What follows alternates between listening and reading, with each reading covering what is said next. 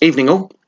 So, how did a man who once tabled a parliamentary motion calling for the destruction of the earth find himself as leader of the Labour Party and Prime Minister of the United Kingdom in waiting? Now, you see, at this point, I would normally have a snazzy title sequence. We cut to that, and then the big me looking thoughtful, me nodding in that kind of Matthew Wright stuff way.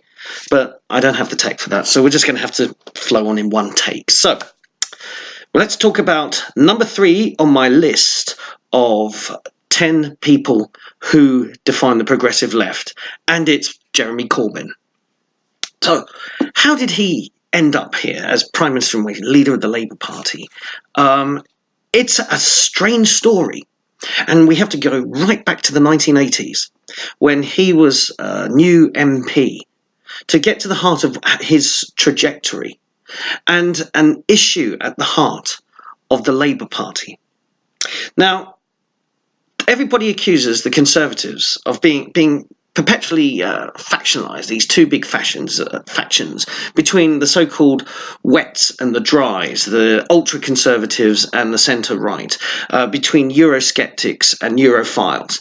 And this is all a bit of a smokescreen because most of the parties are split along some lines. And in the case of the Labour Party, they are hugely split. They are even more divided, I would argue, over ideology than the Conservatives are. Okay, that's, come on, let's face up to some facts here. We've been ignoring the rift in the Labour Party, that it has existed for decades, in order to focus on the problems in the Conservative Party. That's a smokescreen, mostly by the kind of left-leaning media and academia, that they don't want you to look at the Labour Party critically.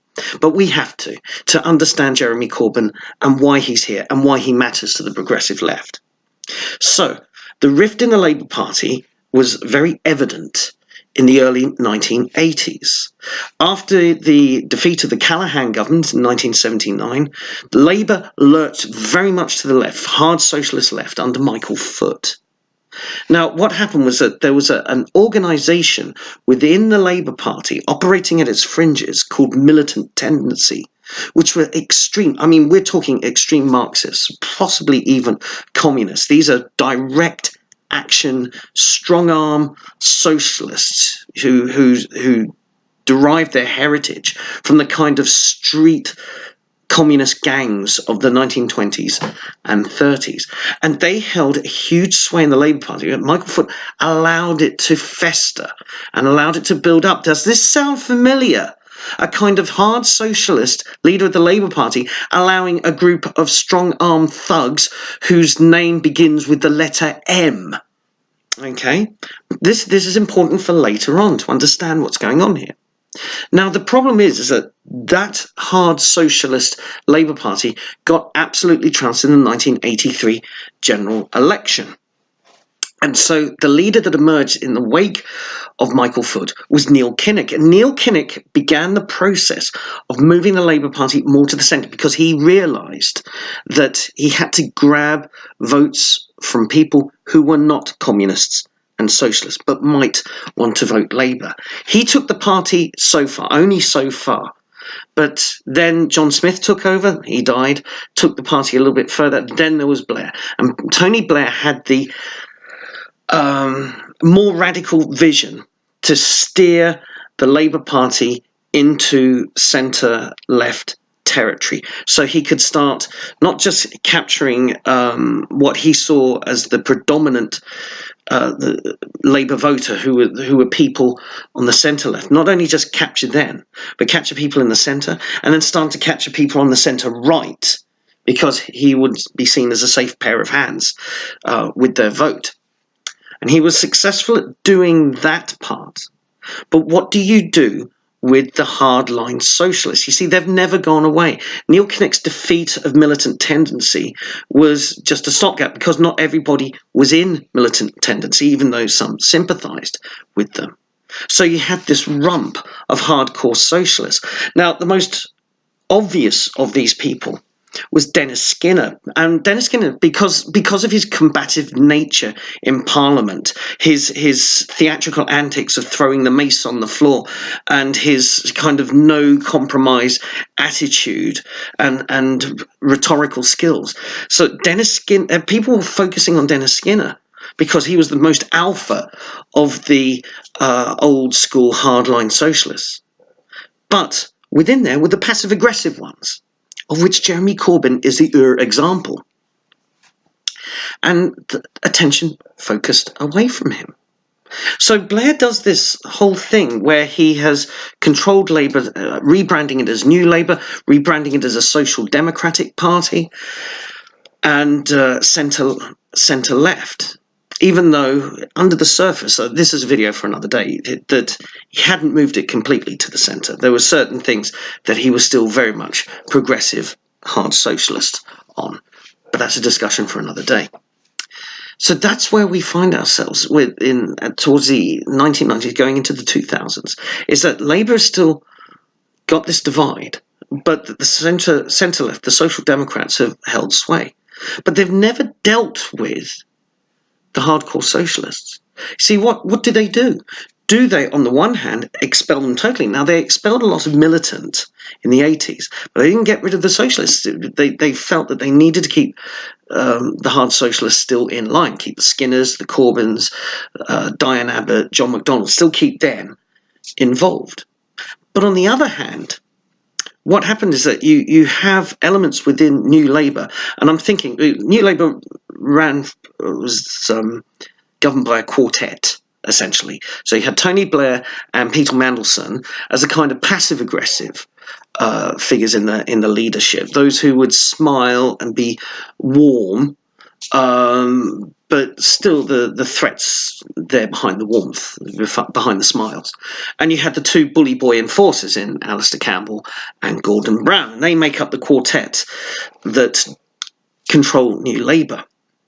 But what happens is that Campbell and Brown don't deal with the old school socialists. They rubbish them, marginalise them, push them away, suppress them. Campbell's big thing was be on message, that all Labour MPs and Labour activists and Labour ministers had to be on message, and he was very ruthless about controlling the message. And the old school socialists had to be shut up. There was no vent for them. So all this rage and anger and frustration is building up in the hard socialist wing of the Labour Party. And we've seen it explode. We see when once Blair got involved in Iraq, we started seeing it starting to erupt. Then Brown came in, didn't do much, lost the election. The tension within the socialists is building up. The election of Ed Miliband as Labour leader over his brother kind of is a slight stop, a slight move in that hard socialist direction. And finally, when the 2015 election happens and Labour has delivered a decisive defeat, they have their leadership contest. And here is where the rise of Corbyn is meteoric, because the hardline socialists have been kept suppressed for so long by the centre-left that they erupt. Somebody dared Corbyn. Somebody from the left of the party's got to run. And so they put him up as a candidate. And then they changed the rules to let the £3 political tourists in. And then it just erupts. It erupts. The hard left have been suppressed for so long, they erupt. And a core gets in. This is kind of like a beachhead. So there weren't that many hardcore socialists at the time, but they make their impact. They get enough done. They mobilise and they take action very quickly. And then momentum's set up. And momentum is nothing more than a bullying wing of the Labour Party designed to smash all opposition on its way to power. That is what momentum is. It is not it's not a benevolent force in any way, shape, or form. They're throwing bricks through Angela Eagle's windows, if she disagrees. They are targeting people. Right now, they're targeting Kate Hoey and Frank Field because they've broken ranks, because they take an opinion on a subject. And Corbyn sits there, Mr. Passive Aggressive, just letting it all happen. And we are seeing a kind of strange rise of socialism. I think that will need a whole video in itself.